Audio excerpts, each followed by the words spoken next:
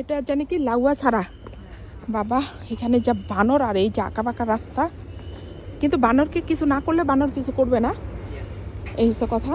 আর কিন্তু বানরগুলা মানে খুবই মানে বড়গুলা বেশি বেয়াদব আই অফি এই অবস্থা।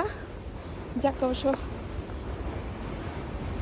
ট্রেনের আওয়াজ, আর এই যে ট্রেনের আওয়াজ শুনতে পাচ্ছেন, একটু পরপর ট্রেন আওয়াজ আস্তে আস্তে। আর অনেক শীত, আর এখানে একটু ঠান্ডা ঠান্ডা, যেহেতু পাহাড় মানে এখানে আছে জঙ্গলের ভিতরে মাঝখানে সবুজ, মনে হইতেছে আমরা মানে কই ঢুকতেছে। এই যে কলা, এখানে কলা, মামা কলা নিয়ে বসে আছে।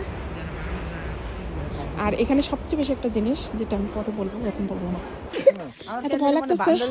দেখেন আমাদের পিছনে এত বানর, দেখেন। হ্যাঁ এখন আমি নাচবো গাই, বানরগুলো দেখেন আমাদের পিছনে পিছনে, কানে এখানে সামনে আরেকজন বানর আছে। এই যে এই যে দেখতে পাইতেছেন, এটা হলো আমাদের বাসার বড় বানর, বুঝতে পারছেন? এটা দেখে নেন, এই যে বড় বানর, দেখি একটু, আল্লাহ